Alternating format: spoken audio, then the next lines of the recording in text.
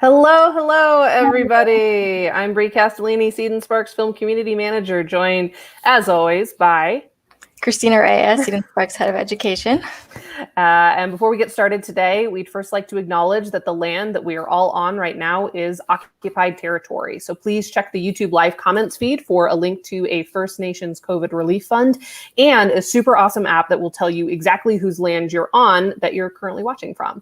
You can also check the video description if you are watching the VOD version of this or you just don't like going to the comments stream. So if you aren't familiar with Seed&Spark, the wonderful company that's allowing this free educational thing to be coming through your internets, we are a platform built to support creators by providing tools for wherever you are in your journey, whether it's crowdfunding and education to creative distribution approaches. And so speaking of crowdfunding, the subject of today's Lunch and Learn session is crowdfunding incentives, which if you've ever heard me talk about crowdfunding at all, you know is like literally my favorite part of the process. So throughout this thing, we're going to do a short presentation, which you will get a copy of if you RSVP'd on Eventbrite. It's still open for RSVPs. So if whoever is in charge of our comments can just real quick post the link to the RSVP. If you want a copy of the presentation we're going to do today, there's also links in the presentation that we aren't going to click during the workshop itself. So definitely recommend RSVPing. RSVP. That'll be in the links in a second. If you're watching this on VOD, though, sorry, you got to watch live. And then at the end, if you want our help, our expert advice in brainstorming incentives for your potential crowdfunding campaign, feel free to drop your logline in. And that's what kind of the end of this workshop will be. It's just a little bit of a brainstorming writer's room session. So I think we can just start with the presentation now. So Shay, if you would not mind bringing that up. There it is. Okay. So Christina, if you can watch comments for me, I will not be able to see them while I click through the presentation. Oh, also, and if anyone has just general questions about incentives or crowdfunding during the course of the presentation, please feel free to drop them into the comments. You can be asking questions at any time and we might not answer them right away, but we do see all of them and we will answer them as they become relevant. So without further ado, Let's do it. Psychology of crowdfunding incentives. So first, some high-level advice about crowdfunding. So the best piece of advice that Christina and I can give you about crowdfunding is don't ask us about incentives until you ask your audience. Because at the end of the day, there isn't like one incentives template to rule them all, because everyone's audience is going to be totally different. What works for people who like my work is going to be totally different for what works for Christina's audience. And, you know, there might be some similarities. And of course, we'll talk about like best practices and ways that you can think about it that will be similar. But at the end of the day, if you're offering things that your audience just doesn't care about, no matter how much thought and work you put into them, then the whole exercise was futile. So definitely before you ask, what's going to be the best incentive I can offer? Ask your audience, what do you want to pay for? What would make this worth it to you? And that's going to be a pretty good barometer for the rest of your crowdfunding campaign. Yep. This is also not a hard and fast rule, but definitely try to steer clear of manufactured goods that are offered for incentive levels below $100. So manufactured goods are things like posters, stickers, enamel pins, signed scripts, things like that. There are, of course, circumstances. T-shirts. Yeah, T-shirts is a good one. The next slide will like talk specifically about the sort of complexities of offering manufactured goods in general. But the most important thing to take away is that they do cost money to deliver on. So unless it's something that your audience really, really wants, and you have a way of making sure that the money you spend to deliver those incentives isn't cutting into the budget you're raising through crowdfunding, just try to stay away from them. But again, we'll unpack this further. But in general, don't offer this. Also, nobody wants a T-shirt of your movie poster. I'm just going to say that right now. It's going to be true for like 99% of you, and we all just need to accept this as a community.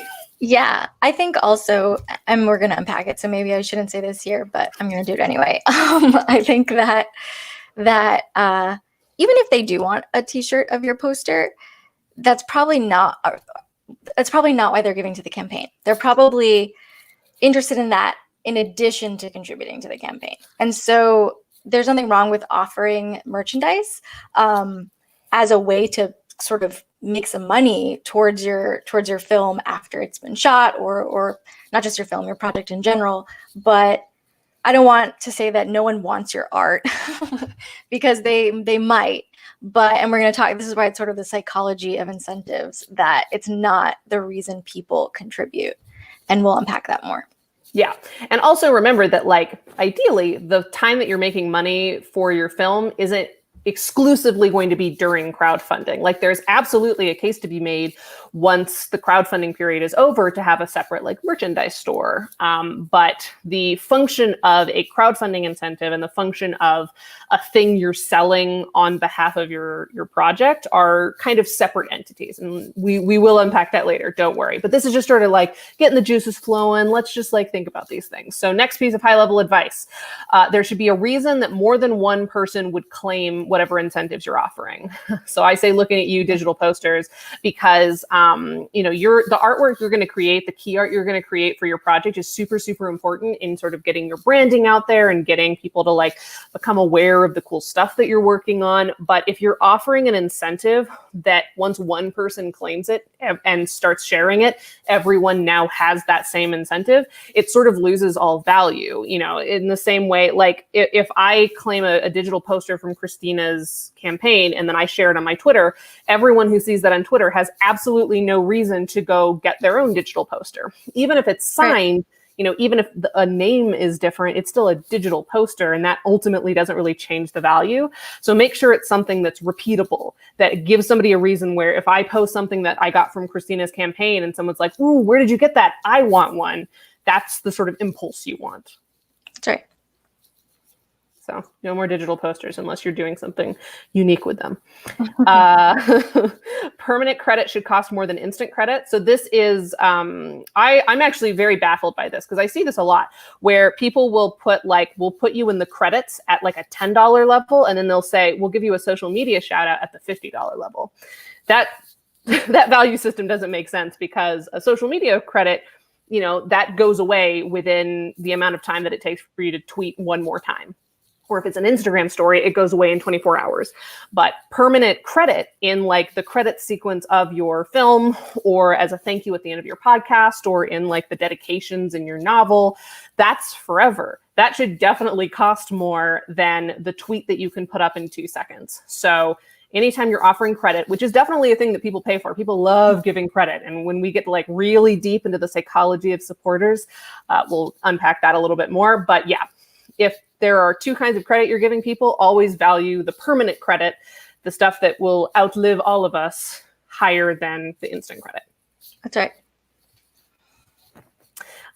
Remember that not all your supporters will be filmmakers. This is something else that we see a lot, especially because, a lot of us creators themselves, but something that like a lot of filmmakers in particular I've noticed do, and I myself am guilty of this, is that we're surrounded by other filmmakers. So we're like, okay, what can we offer the people around us? And then all of the incentives become things exclusively for people who also want to work in film, but more than likely, at least half of the people who contribute to your campaign, even if they knew you personally, aren't contributing because they want to be filmmakers themselves. For the most part, people are contributing because they want to support the project or they want to see the project. And offering like a script consultation doesn't really make sense. And offering like a bunch of like filmmaker industry focused things also doesn't make sense because it kind of alienates the people who are just there to be fans. Yeah. So definitely. And if you take our crowdfunding to build independence class, we talk a lot about how really to make this sustainable for you to crowdfund multiple projects, you really need your audience to not be most of the art that you make, like that kind of artist, because they're probably getting asked to contribute to campaigns constantly, like Bree and I both are, right? We're working in this space. Our entire social circles are other creators. So that is like a great point just for incentives, but it's also a point in general that when you're crowdfunding, the goal should be to try and reach the general public, people that work in other fields. And that incentives are best used, I think, for those people, because other filmmakers usually are going to contribute because they know you, they know the hustle, they know how hard it is, they want to be supportive. It's like, you know, I'll scratch your back, you scratch mine. There's like a lot of different things there, but incentives are for the people that love movies, watch movies, don't necessarily make them, or, you know, love music, listen to music, don't necessarily make music, whatever art form we're talking about. Yes, exactly. So speaking of our crowdfunding to build independence workshop, we're doing another one tomorrow. I'll shout it out at the end of the workshop, but we are doing a crowdfunding workshop for free tomorrow. So definitely stop by. Also, if you're curious a little bit more about like finding audience members who are not just your filmmaking friends, we did a lunch and learn on building an audience just a couple of weeks ago. So I hope those links are somewhere easy to add, but if you just go to our YouTube channel, you'll find pretty quickly our audience building lunch and learn if you're curious. Don't overthink it. A lot of people, I think, look at that blank page of like, what incentives are you going to offer and kind of panic, but you really only need like 5 to 7 at the very least to start off with. Like you really, if you have too many incentives, that can actually work against you because people get a little bit overwhelmed by like how many choices there are. So unless you have like a rock solid concrete thing that you can offer at various tiers, you really only need like 5 to 7. But importantly, it might actually make sense to hold back 1 or 2 of like your really fun ideas, or especially like limited edition ideas that you can add in weeks 2 through 4. So instead of launching your page with all of the incentives that you are going to be offering for the entirety of your campaign, hold back a couple so that you have something new to bring up to kind of re-spark momentum in, you know, the later weeks of your campaign. Final 2 pieces of high-level advice, because I recognize where I am on the page. Incentives need to appeal to people who have never heard of you. So in addition to not all of your supporters are going to be filmmakers or musicians or, you know, et cetera, insert art form here, you also need to remember that your incentives should be appealing not just to the people who know you, but to people who have never heard of you. They should not like center around the fact that somebody like knows why they would want this from you or cares about you personally yet. Eventually, hopefully, most people that you're crowdfunding with will have heard of you because you built this really engaged audience and they're just like waiting for the next project to come out. But at first, a lot of the people that you're going to be reaching out to are going to be intrigued by the concept of the project and not necessarily the people behind it. That kind of comes second in most cases, not all. So make sure that your incentives aren't things like, you know, I will call you and give you a personalized thank you. It's like, that's nice, but like, I don't know who you are, so I don't know why I would pay for you to make me a video versus for you to just like tweet at me. Like that seems fine. I'll just do that one. And also, you know, things like Q&As and talkbacks and things like that. Sometimes, depending on the project you're doing, won't be as relevant because again, nobody knows who you are yet. So remember that sometimes they're just going to be a fan of the thing. So try to focus at least equally in your incentives design on the thing you're making, in addition to who you are as creators and as teams. Yeah, and you can also have like variations at the same level. So it's like if you do know me and want this service or like explanation from me, this is how what you can redeem, or you can redeem this sort of similar thing but isn't about me and isn't kind of based on my area of expertise that you know nothing about. Totally. Right? Yeah, be flexible, you know, have fun with it. And finally, this is advice that we give at every level of your crowdfunding campaign, but what would you want? Something that I think gets lost in a lot of like designing crowdfunding campaigns is all of us, and I am complicit in this myself, sometimes forget that like when we're putting things on our page, we are ourselves consumers of crowdfunding campaigns and media. And sometimes we get so deep into like the lore and the building of this page that like we build something that we wouldn't be interested in if we weren't filmmakers, if we didn't know who we as the creators are. So every time you design something for your page, whether it's your incentives or your pitch video or your story section or whatever, ask yourself, do I know that my audience will care about this? And would I care about this? Because you are your audience member. You know, you are probably your first audience member. You're making content that you would want to see. So as the person that you are, if you saw this crowdfunding page, if you saw this incentive out in the wild by a total stranger, would this appeal to you? And if not, why not? And how can you make it something that it would appeal to you? So Yeah. Keeping all this in mind, I think will be a good starting point, even if you don't listen to the rest of the Lunch and Learn, although you should, because it's going to be really good. Any other high-level advice that I may have missed, Christina? No, you covered it. Yeah, it's a big slide, but it's important to kind of have these starting points before we go any further. So unpacking manufactured goods really quickly. Yes, that was a pun. First, you need to consider the financial cost of the physical incentives. So, we kind of talked about this a little bit, but I'll give you a concrete example. So the first time I ever crowdfunded, it was on Indiegogo. It was in like 2015, and it was for my very first film project. And I thought, ooh, well, we're going to do like a really cool poster photo shoot. So I should offer posters for my incentives. So I listed it at, I think, $35 for a signed poster from our web series. And a handful of people grabbed that because I was like, yeah, $35 seems like a decent amount of money for a poster. It's a little expensive, but I'm crowdfunding. Unfortunately, I didn't think about that at all. And when it came time to actually deliver these posters, I think like 10 or 12 people ended up claiming them. I had only calculated how much it would cost to print the posters. So each poster, I think it was like a 7 by 11 or something by 18, maybe. I don't know. It was a pretty standard size poster, like this big. And each one was about $10 to print. It was a decent printing price, not hugely high quality, but not like printer paper quality. So it was about $10 per poster. Then, unfortunately, I forgot that when those posters got shipped to me, because they had to get shipped to me because I had to sign all of them, I couldn't just have them get delivered from where I had ordered them from. They only sent me one poster tube because, of course, why would they send me individual poster tubes for 10 of the same poster? So then I had to buy individual poster tubes to send them out to the various people who had claimed them, which was $5.99 per poster tube. So already $15 to $16 of the $35 somebody had given me for this poster have been sunk just through the price of shipping. But then I had to pay the price of shipping, which depending on where somebody was in the country was between $4 and $11. So all told, each individual poster that somebody claimed, they gave me $35 for it. But by the end of it, I only made about $10 from that incentive level because of all of the just financial cost of delivering them. Mm-hmm. And that, not worth it.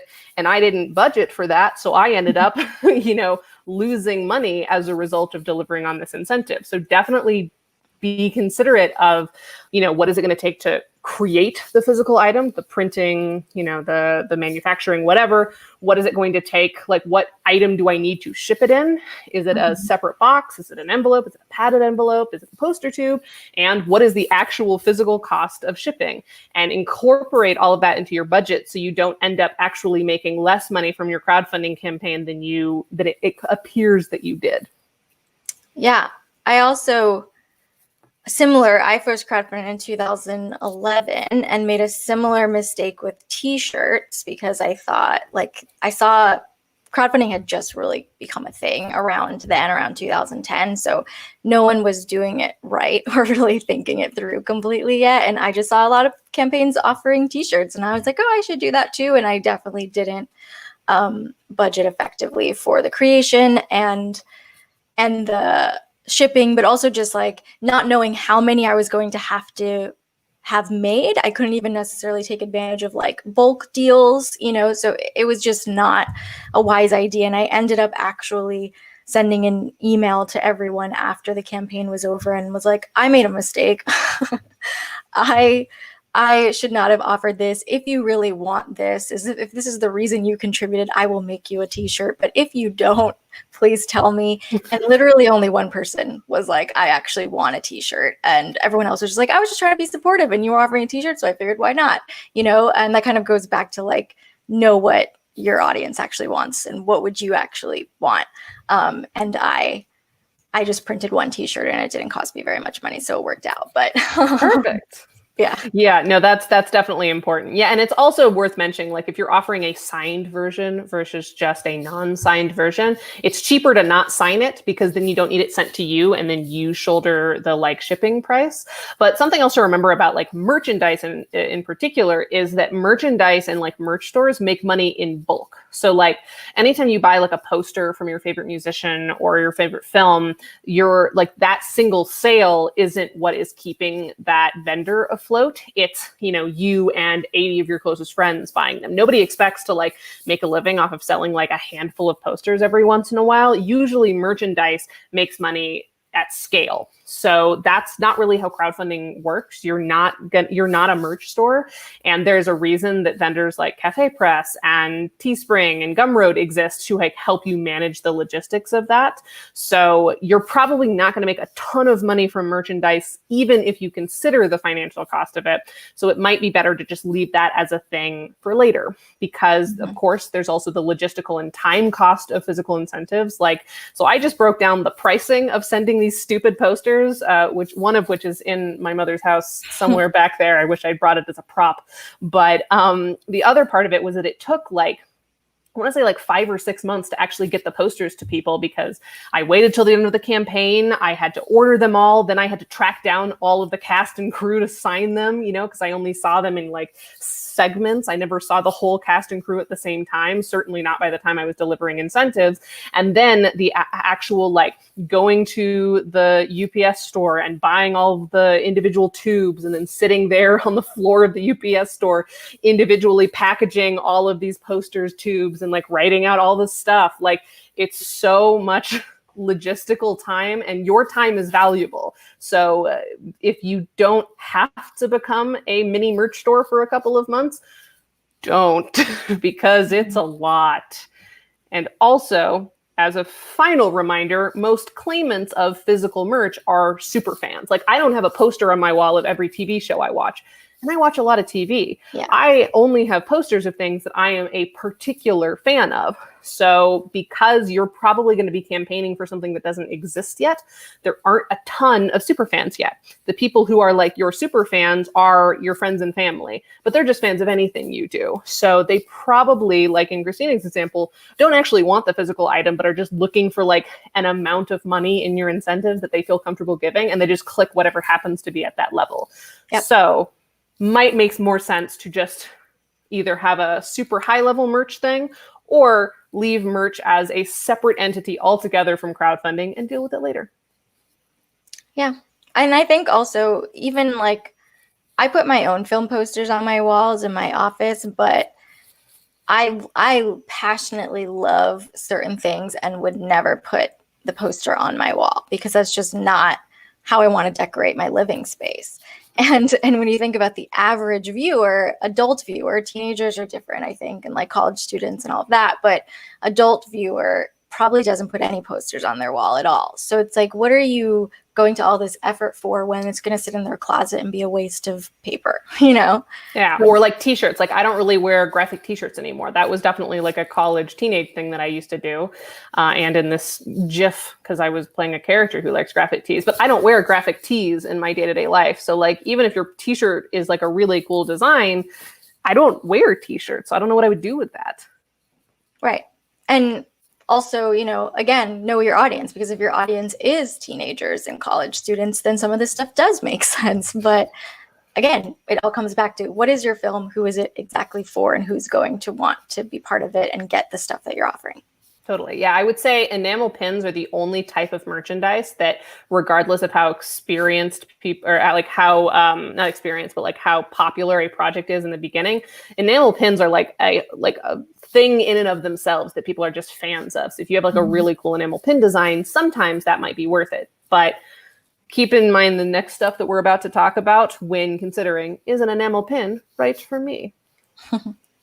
So here's the psychology portion, the like main psychology portion of this workshop. So things to remember about crowdfunding supporters. So first of all, they want to feel special and high status. That's just a common human thing. So things like premiere invites, exclusive early access to the project, or producer credit are very popular because that makes them feel special. And not only that, but it makes them feel more special than other people. Yeah. Don't underestimate that. And of course, like exclusivity around those things. So you don't want to be offering it to because the most common contribution is $25. So let's say you have hundreds of people giving you that. You don't want to be giving away producer credits at $25. You want to be inviting everyone to your premiere, because then you're going to have to rent out a much larger theater than you probably can afford.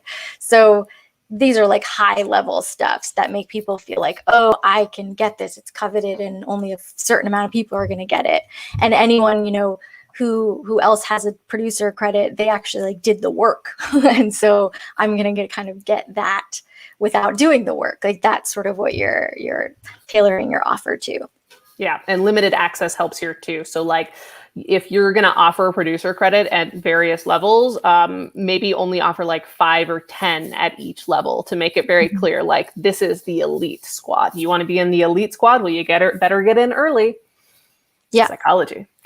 And I think also clear some of this maybe by your team. So if you're giving away like an executive producer credit and someone else has that and they did a whole bunch of work or they wrote like a really big check, you want to say, I'm thinking of making it this price and giving this many people. Is that okay with you? You want to respect the people that actually did the work on the thing, right? And so it's balancing those two things. Yeah. And before you ask what the difference between all the producers is, it's everything and nothing. It kind of depends on the project. So definitely underscoring what Christina just said, talk to your team. Never make decisions unilaterally, especially if people are already involved in the project. Definitely include them to the extent that they wish to be included in every decision around crowdfunding, marketing, and beyond. Also, there was a comment that asked if you were saying enamel pin or enamel pen, and you were saying pin, but also I think that like a pen is maybe a good incentive because it's practical. Things that people can actually use if you're going to go in the sort of physical item route, like a water bottle, a reusable water bottle, things that are things that won't just sit around in my apartment, but I actually will get use out of, I think goes a long way. So if you want to have like a branded thing or a thing that has your design on it, don't just have it be a poster, right? That's going to sit in their closet. Have it be like a usable thing, because that would be more appealing. Totally. And it looks like we have another question from B. Milder, who says, can you say something about merch that also functions as advertising, such as tote bags? So that's an interesting idea. First of all, definitely ask if people need tote bags. Like I personally do not need another tote bag. I have far too many and I use them so sparingly. Especially now, because I think that most places don't allow tote bags right now for like shopping because of COVID. So like we've gone back to plastic bags, which is a hilarious cycle that I guess we're just never going to break out of. But definitely like kind of combining with what Christina just said, if you can make something functional that is what your audience is actually looking for and functions as advertising, like there's a reason that like all these law firms have like pens, PENS, because, you look at it and you're like, oh yeah, I need a lawyer. I'll call these guys. So definitely think about that. But also remember, again, it needs to be relevant to your audience. Also, different types of, advertising merch might be more relevant to your project. So like Christina gave the example of a water bottle, which is great. So what if you're making like either a documentary about environmental issues or environmental issues and environmentalism is like a big theme of your project? Well, then a water bottle not only is a functional piece of merchandise that you can use as advertising, but also it's perfectly on brand with what you're doing. So it makes it like a perfectly unique experience that kind of hits all the bases. So consider that as well. Yep. Okay, let's keep talking about psychology. But thanks for the questions, everyone. So the next thing to remember about supporters is that they want to be recognized, which is distinct, but also similar to the thing above. So things like thanking them publicly, and also any incentive that you send them, especially if they're digital, share them yourself as well as sending them personally to the person who received it, so that, they get the clout of like, hey, look at this cool thing that somebody just redeemed. People want to feel special. People want to feel, appreciated. That's really a big part of it. Yeah, for the same reason that, you send thank you cards when people give you presents, you should send at the very least thank you tweets to your supporters. This not only goes to genuinely thank them, and you should probably send like a separate note privately thanking them, but the public thank you also encourages them to share the public thank you. I love it when people tweet at me and say that I've done nice things for them, because I want other people to know that I've done nice things. You know, my brand is Brie Castellini, nice person. Just kidding. That's not at all what my brand is. But, you know, like it gets me to share it. And if you have a link to your campaign in the thank you, like, thanks so much at Bree's Own World for supporting our campaign. If you know, want to get in on this fun party that Bree's now a part of, like, click here. I am going to share that because I'm mentioned in it and I'm a narcissist, which we'll talk about in a second. And I am now promoting your campaign with a very handy link in it.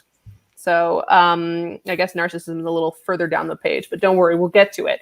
So something else to remember, people are extremely lazy, and that's not a dig. I'm an extremely lazy person. We're all doing so many things. You can't expect much from us. So don't make them work for an incentive. Now, it's a spectrum, right? So like, you know, if you need just like a picture of them to Photoshop it into something, that's totally fair game. If you need like, you know, a handful of words, just like random words to write a song about, because that's something that people have done before, that's fine. But the more effort that you need from the supporter to deliver their incentive to them, you know, past like a single email exchange, the less likely they are to redeem it. And also in some cases, the less likely they are to choose it in the first place. Because if like I'm reading through your incentives and one of the levels seems kind of cool, but requires a lot of back and forth on my part, that seems like a lot to deal with. I just want to give you some money and maybe have something fun to tweet about tomorrow. Like, yeah. I don't need all of this. So try not to try not to hyper personalize things to the extent at which they will need to like really work for it, because they're probably not going to choose that. And it's just going to be a waste of everyone's time. And this maybe is going to come up later, but incentives really are, again, that's not why people are contributing. They want to see the thing. They want to feel part of the thing. Incentives are a way to kind of get people to go a little bit higher. Like they could give $25. That's what they can afford, but they could maybe afford $35. They could maybe afford $50. And if you make that slight difference just enticing enough, then they might go a little bit bigger. And that's really what you're trying to do.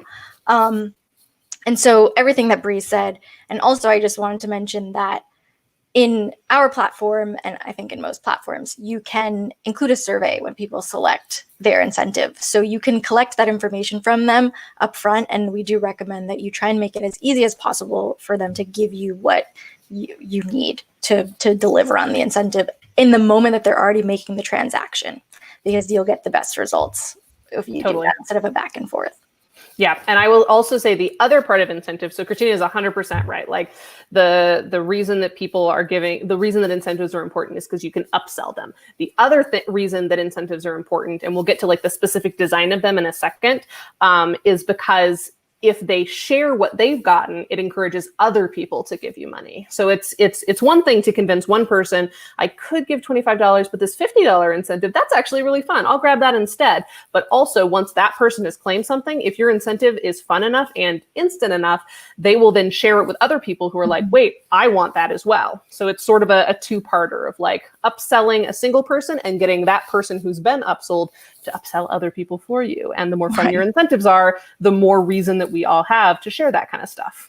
And also not just like their friends and family seeing their own thing, but if anyone is following you and is kind of like not sure if they want to jump on board and they see all of these fun incentives going out, then they don't want to miss out. You know, they want to be joining the fun and be part of it. And so it's trying to create, and that's why the earlier point that Brie made about not having just the same visual that you're giving to everyone is so key, because you want people to like search your hashtag and see a whole bunch of different images and different people's faces, or just something that feels really unique but uniform in a way. And then it's like, I want mine. I want to get one too. Yes, exactly. Because when you see the same thing over and over again, your brain tunes it out. It's the same reason that most car accidents happen near, like within 3 blocks of your house. It's because when your brain is like looking at things that it's seen before, it's not actually looking at them. Like I'm sitting in my childhood living room. I know what the childhood living room looks like. So for the most part, my brain isn't actually looking at anything in this room. It's filling in from memory what it knows this room to look like. And when things change, that is when it looks at it. But even sometimes that I won't notice it because my brain has constructed like the most efficient version of the room, which is what I've seen before. So I don't need to like process it all over again. And the same is true in marketing materials. If you just see the same image over and over and over again, you filter it out. It just becomes yet another thing. So even if there's new information attached or, you know, there's additional information attached, you just don't process it the same way. So the more variety that you can add to this, the more people will continue to pay attention rather than filtering you out consciously or unconsciously. But like Christina said, a big part of it is they want to feel like they're part of something. So don't ghost them after delivery.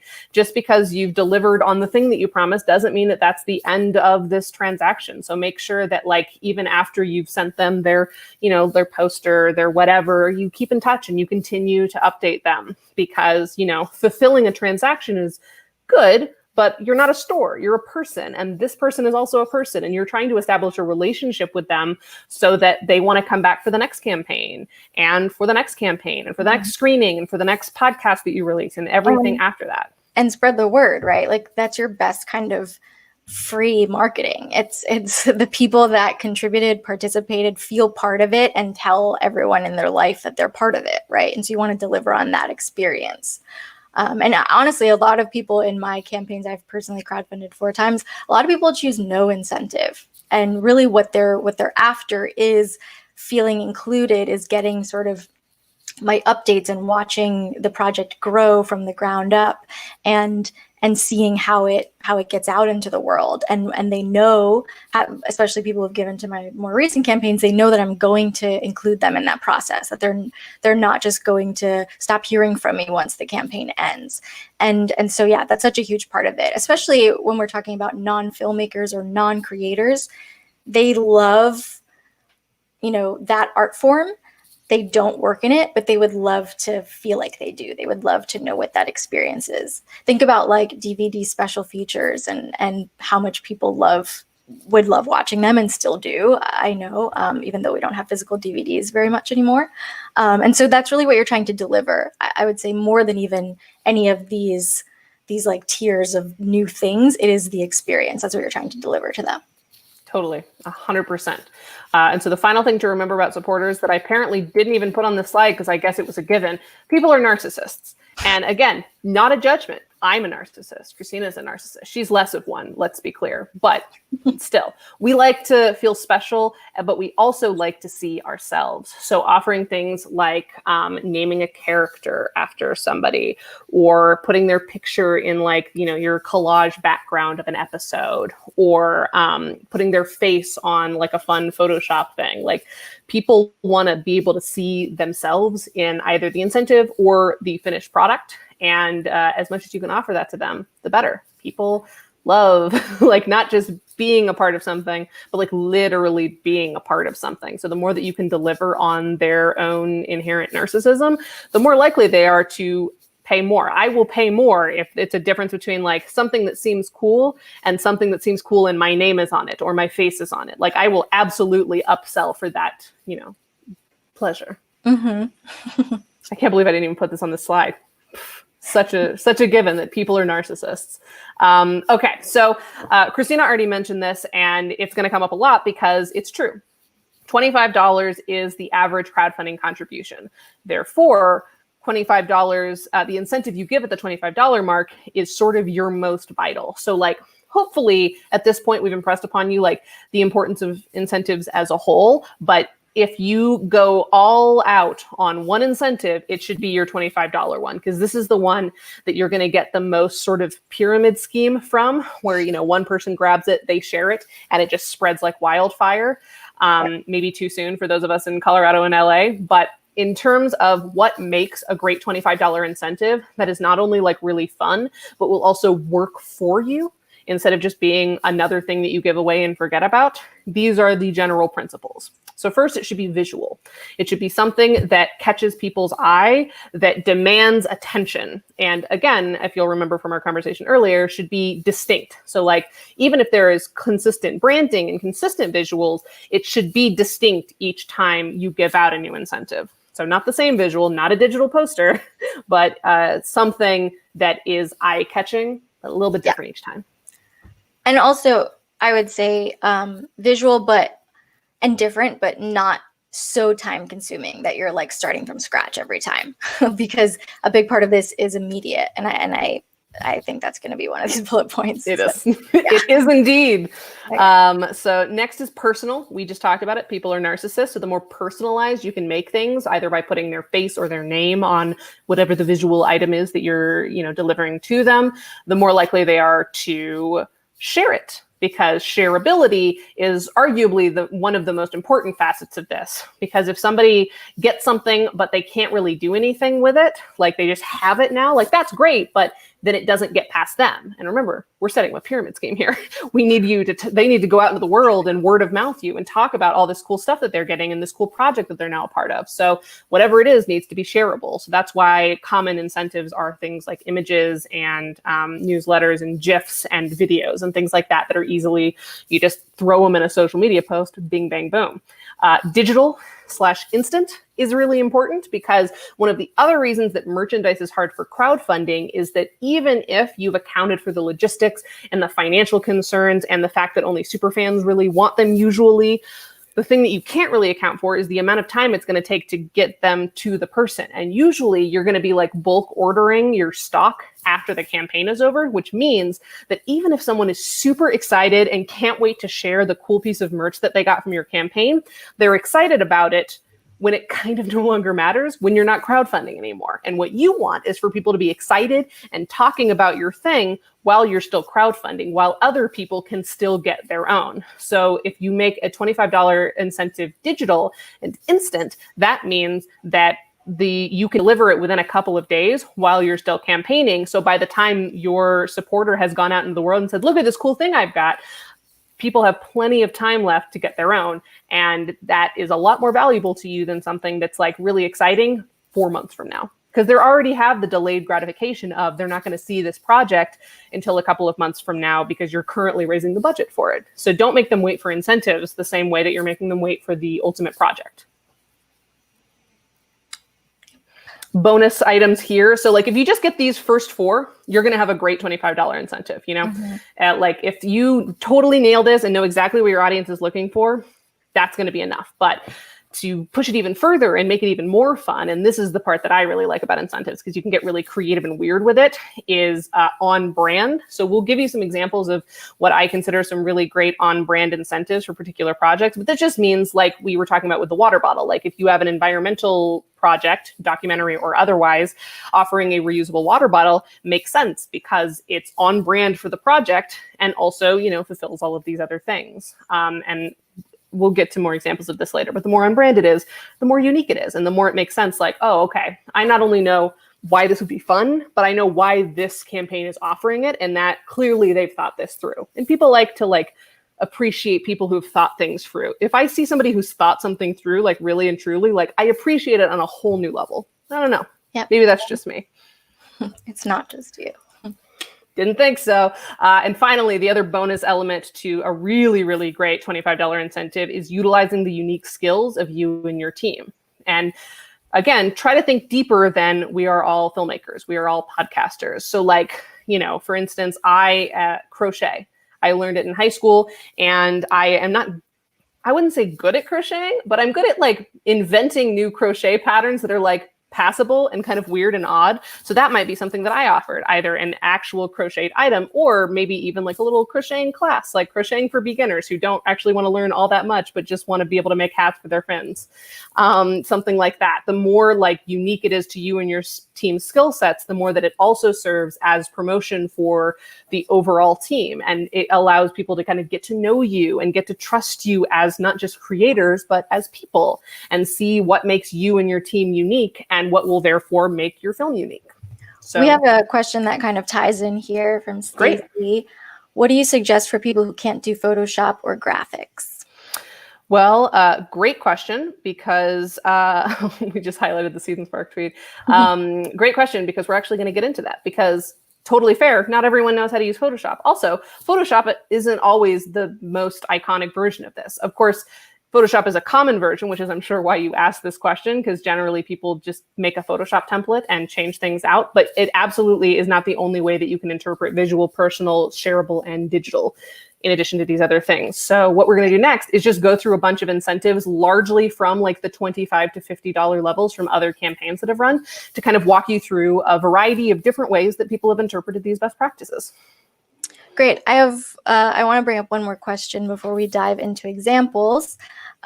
Sandy asked, and we kind of touched on this, can you please share your opinion about signed scripts, props, and storyboards as incentives?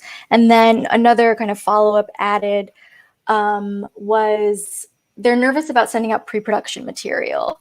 And so I kind of think those are like two different things there. Is it a good idea? And also the nervousness about sharing pre-production materials. I want to address both of those. So you want to take it? I've talked a lot. Sure. Yeah. I think it kind of goes back to what Bree was saying about the signed posters. It's going to be a lot of effort to sign copies of a script and send it out to people. It's going to be a lot of paper.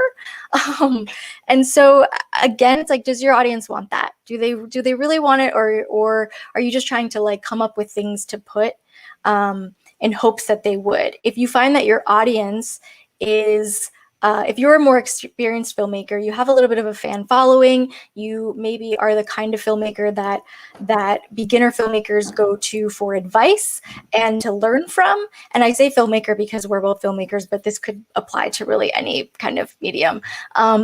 Then it makes sense, because then you're offering them some value, because you know that there is value in your signature, there is value in your storyboards, because people have watched your work previously and they love how you block things and they want to see how that all came together. But if you're not there yet, then honestly, it's probably going to be a lot of wasted time on your part, maybe a lot of wasted paper. Even if you did it digitally, it's probably never going to be opened by a lot of those people.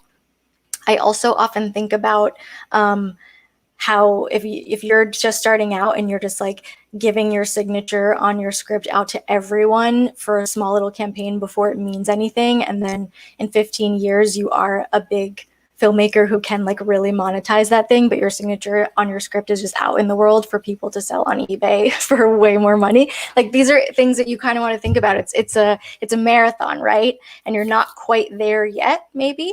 But think about how you're planning for the future. And then the other point about being nervous about sharing pre-production material, I wouldn't be nervous so much. I wouldn't put your script out there completely digitally for anyone to share. You do want to make sure that you're not just at $10, like anyone can buy a copy of your script.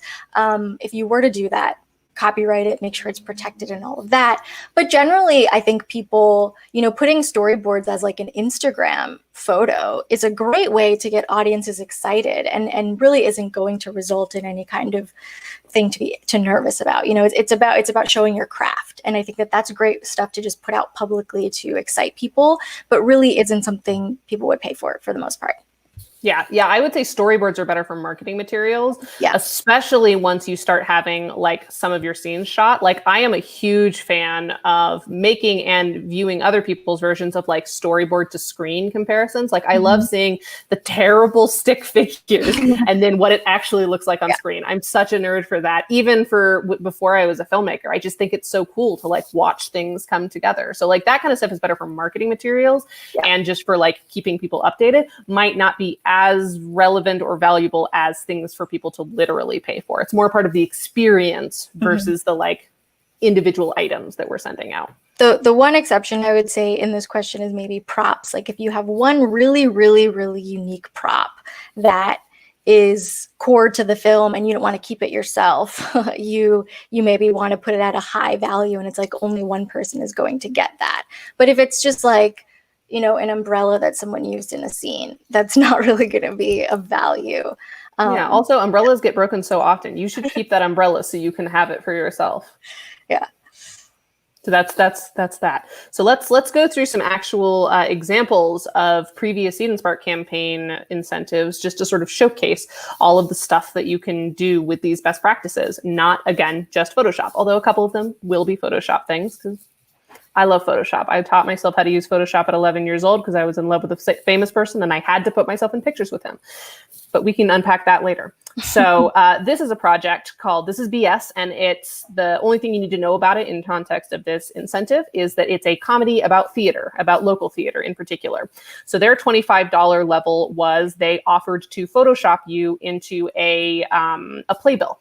And they use their own name for like the yellow part of the playbill, but then they took like classic playbill images and Photoshopped people into it. So this is a version of me looking very morose in the playbill for Gypsy. And I think it's hilarious. And of course, I immediately shared it because why wouldn't I?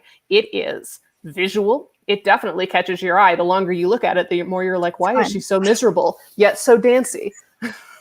It's personal. It's got my stupid face on it. No one else has my stupid face on their playbill. So it's special. It's shareable. It was just a JPEG, so I could immediately put it on Twitter. It's digital. They sent it to me within 2 days because it didn't require like snail mail or anything. And it's on brand. It is using a classic theater thing, a playbill, but branded for their particular project. So it kind of was all encompassing for their particular thing. Then we've got a project called Submittan, which is a dystopian city drama about like, it was a dystopian city and everyone in the city has like a special ID card that like proves that they're allowed to be in this dystopian city. So this creator made the ID card. Like I think they were probably going to make them for the film anyway. So they had to make the design for the eventual film.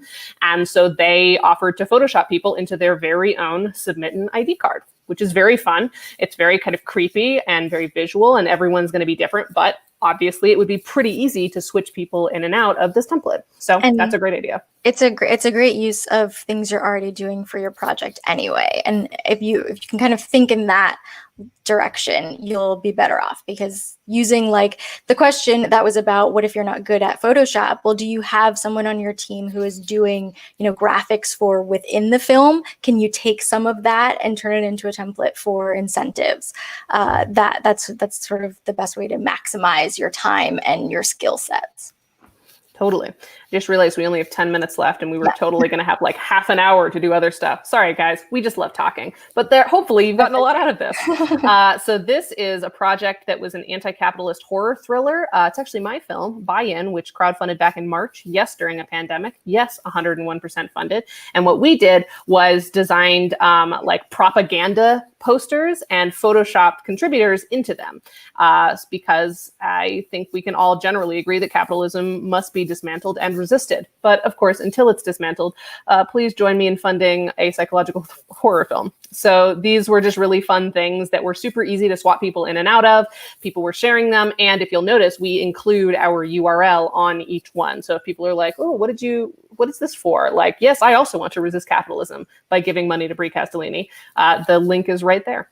So, and mine is right there. And one of the things that Brie did was just tag me in an Instagram story. So all I had to do is just push share to my story, and it made it really, really easy. Because remember, people are lazy.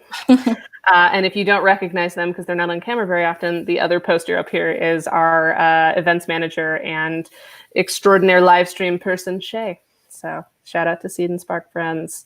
So this is a incentive from the Motherload, which is now a project called Over Under. It was a dramedy about motherhood.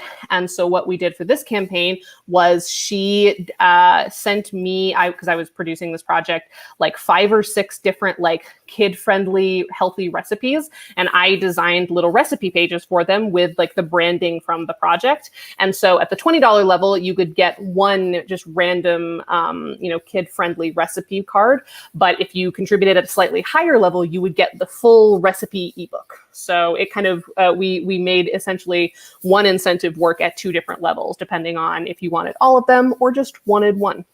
And that was obviously relevant to motherhood and making food for kids who are, want something that's tasty, but also a little bit healthy. So that was a really fun alignment there. And it spoke to the creator of the project's special skills because she was very into like making really interesting little snacks, and she worked in restaurants for a long time. So she knew how to like make really simple, but really like flavorful things that kids actually enjoy. So that was perfectly suited to her skill set and the particulars of the project. I want to address a quick question about a campaign that has the first level at $250 and asking if that's a good idea. And the answer is no. No, it's not. You need incentives at several levels depending on, a person's particular income level, because what you don't want to do, what happens with that is anyone who can't give $250 is not going to give it all, even though there is an option to give any amount. If that's not one of the levels laid out, you're making people think that, well, if I can only afford $25, I guess that must not be valuable. Right. And also, even if someone is really famous, if you look at celebrity campaigns, they're less common now, but they were in sort of the early days of crowdfunding. Even they were still offering these low levels because they know that even though they know rich people, they're not trying to, or they can impress rich people with their, credits and everything. What they're trying to do is appeal to a fan base of people who just love their movies or love their music or love whatever medium. And so you're cutting off your legs by doing that. And you're saying only this small percentage of people could possibly contribute to me. Also,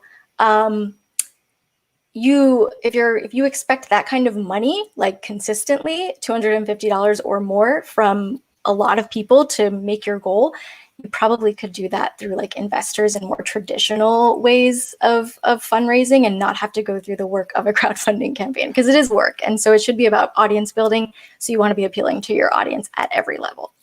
Absolutely. Yeah. Remember, crowdfunding done best is audience building first, fundraising second. A fundraiser is very easy. You just hit people up for money. A crowdfunding campaign is more complicated, but has longer legs because it does more than just raise your budget. You're also getting people excited about this thing. And that honestly has much longer term credit and value to you than simply making this budget one time and making one film. Like an audience who gets excited through incentives and pitch videos and stories and all of this kind of stuff is going to be with you long term rather than just have a single time business transaction. So keep that in mind. So this is a project by somebody pretty cool who made an ensemble comedy called About a Donkey, and they used their particular skill set of musicianship for one of the co-writers and the co-creator, co-writer. What's Kelsey's credit? This is Christina's co-producer. Kelsey Robber is the writer and co-producer of About a Donkey. She is really a lovely musician as well. And this is an example of me having no skills in this world whatsoever and completely exploiting Kelsey's skills to create an incentive. And so we actually did this in our previous campaign. It was at the $50 level. We would create personalized thank you jingles for everyone who contributed. But we found that we had to give it to a way more people than we expected, because a lot of people who we expected to give 25 and had given 25 to previous projects were going up to 50 for this incentive, which makes sense for all the reasons that Bree talked about. Each one was unique. It appealed to their narcissism, right? It was catchy and clever and silly and fun.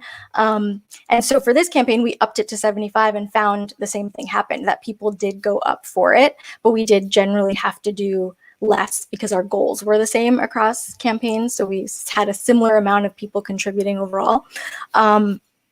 And each one was unique, and you can see them all on our About a Donkey Facebook page. But what was great about this was that Kelsey was completely game to just on the spot come up with a jingle for each person. It would be like 20 seconds, 30 seconds. And every week during our campaign, we would just get together and it's like, here's the latest batch of people we owe songs to. We'd spend an hour or two and just record them back to back and then kind of release them throughout the week. And I would just say their name at the beginning. She'd come up with a jingle on the spot and I'd say thank you at the end. And that was really how we made that work. Yeah, see? Utilizing the particular skill sets. And if you RSVP for the Eventbrite for this event, you will get a copy of this deck and get the link here where the watching the example here link leads to. So this is a project that was actually a senior thesis film. It was a short film about a Basque myth. And at their $25 level, I thought this was really clever.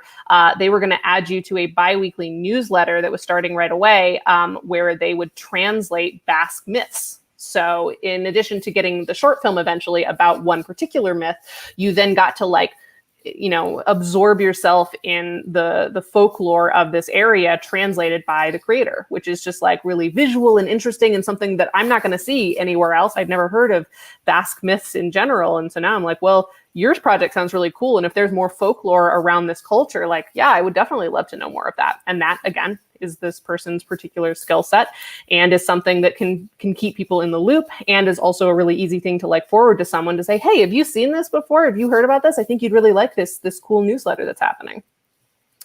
And then I think this is our last example. So this is a project called The Eulogist, and it was a dark comedy about a funeral. And so what they offered at their $30 level, $25, $30, doesn't really matter, is that they wrote personalized, darkly comedic obituaries for everyone who contributed.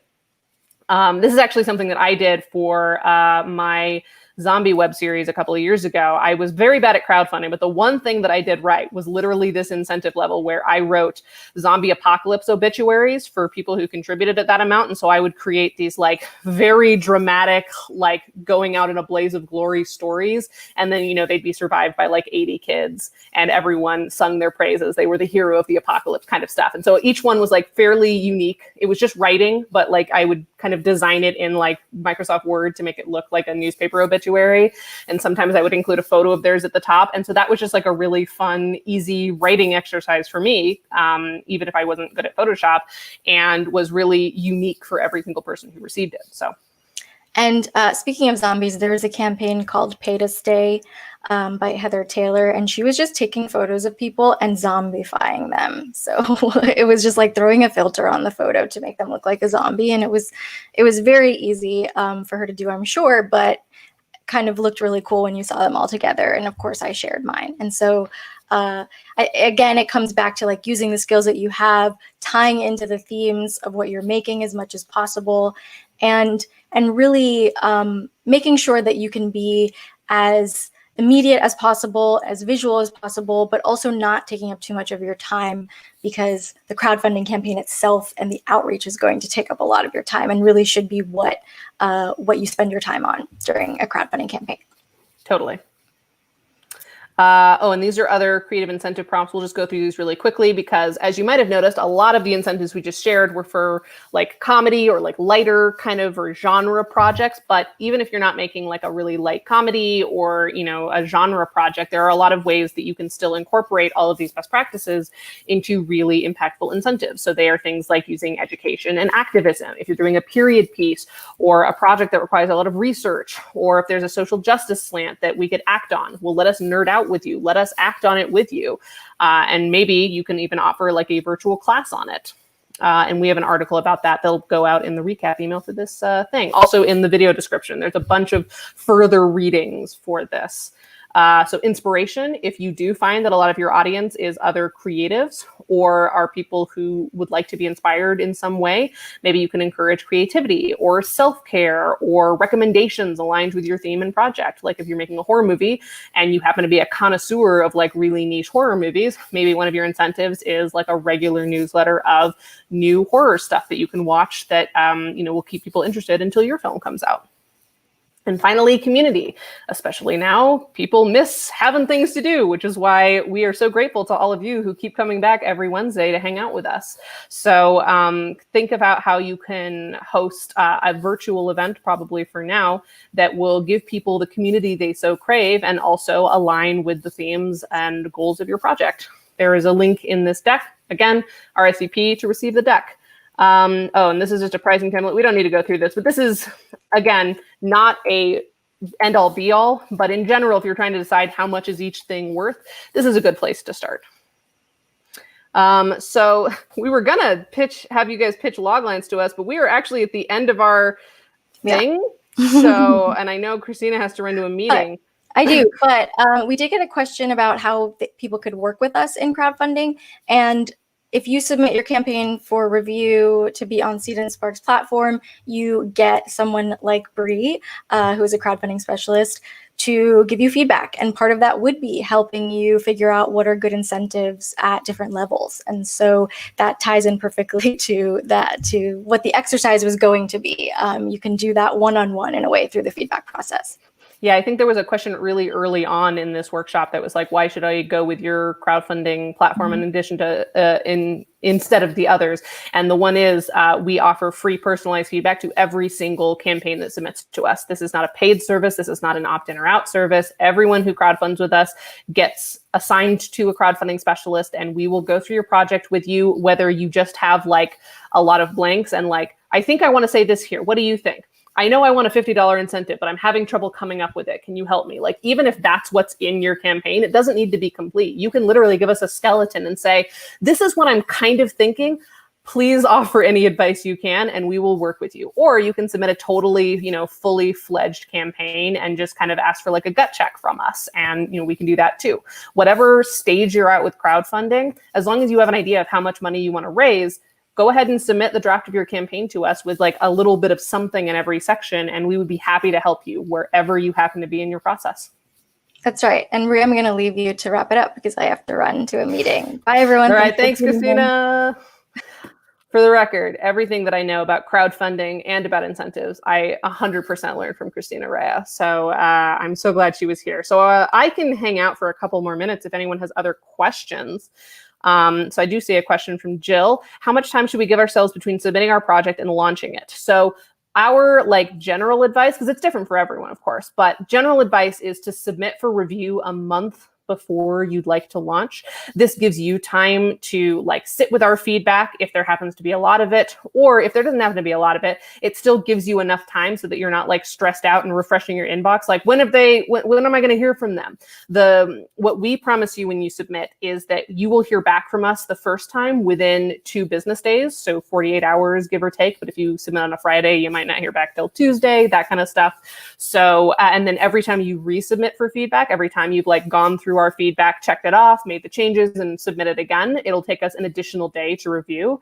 So giving yourself a little bit of breathing room helps us not feel rushed and helps you not feel rushed. So we recommend at least a month, but you can submit up to 6 months to a year early. My last campaign, I had a pretty good idea of what my campaign wage would look like, but I submitted, I think 4 months ahead of when we actually went live because I just wanted it out of the way. I just wanted it to be done so that I could prepare all of the stuff and I'd have the final URL to schedule social media stuff to, and so I could start accruing followers ahead of time.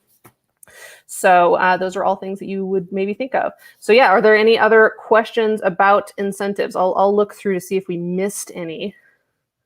But please feel free if you have additional questions and want to hang out for a little bit longer. I got nothing to do. I don't have a meeting next, so I can just hang. A lot of thank yous. Well, thank you, everyone.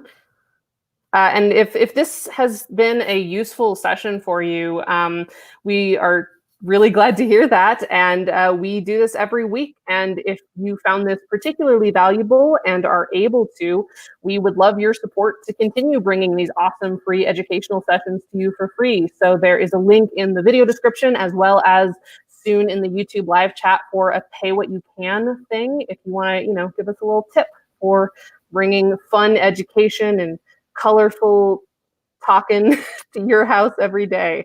But yeah, if there are no other questions, then I guess oh, no, we have another question. So Sandy asks, how do you get the slides from the presentation? Sandy, if you RSVP'd on Eventbrite for this, then you will get a copy of them. If you didn't RSVP for the Eventbrite, hopefully someone will add it to the chat really quick, or if you scroll up, I know it's somewhere in the YouTube chat at some point. So definitely go RSVP for that. That is the way that you get the slides. Otherwise, you can just rewatch this webinar because this will exist as a video forever now. If it's on the internet once, it's on the internet forever. Stacy asks, I have a solid idea for a web series, but the scripts aren't written yet. Should I start working on the campaign now? Yeah, sure. I mean, it really just depends on at what point you actually want the money. And that looks different for everyone. Some people don't crowdfund until they're already done with the project and they use it to recoup costs and maybe fundraise for festivals. Oh, I am being told that the RSVP is closed. So if you send crowdfunding at Seed&Spark your email, people who are watching live, we will give you a copy of the slides. So just send us an email and we'll get those slides over to you. But yeah, so Stacey Hawkins, the answer to your question is it depends on like when you need the money and when you think you will be able to consistently start talking about your project. So something that you definitely don't want to do is launch a crowdfunding campaign and then kind of ghost everyone for a couple of months because you aren't ready to actually continue talking about the project. So like only launch a crowdfunding campaign if it's the start of when you are going to be talking about your project through its completion. So like if you haven't written scripts yet and you don't have a solid idea of like when you are going to go into production, even as like a vague plan, I probably wouldn't crowdfund quite yet because people understand that there's a delayed gratification for like, I give you a little bit of money so you make this web series, I get to watch this web series. But the further delayed that gratification gets, the harder it is to keep people on side. So until you're ready to like have something to say about your project and some new materials about the project or new announcements, at least like once every month or two, I wouldn't start crowdfunding. And I think that's it. So I'm going to go ahead and do our end of event pitches, blurbs for our upcoming events, because as always, this is not the only thing that you can engage with on Seed&Spark. So tomorrow, we mentioned this earlier, but tomorrow at 1 p.m. Eastern time, Bree Castellini, will be doing another crowdfunding to build independence workshop alongside our friends at the Black TV and Film Collective, Sisterhood Media, and the Black Film Space. So RSVP for that if you want more details on crowdfunding as a whole instead of just incentives. Then on Friday, this Friday, also at 1 p.m. Eastern time, we have another creative sustainability session coming your way, which this time is a fireside chat with producers Paul and Tammy Garnes, who are known for their work on Selma and Middle of Nowhere. So again, RSVP in the YouTube chat. And finally, next week, if you love our weekly Lunch and Learn sessions, once again at noon Eastern time, we're going to have another Lunch and Learn session, this time talking to student filmmakers about their crowdfunding experience while still in school. So they'll be talking about fundraising for their senior theses, fundraising as a student, and many other things. So thank you so much for hanging out with me today. Hopefully this was valuable to you and you're walking away inspired and excited. And as always, stay in touch. And if you have any further questions, go ahead and send them to crowdfunding@seedandspark.com and we will get you sorted. So thanks so much, everybody.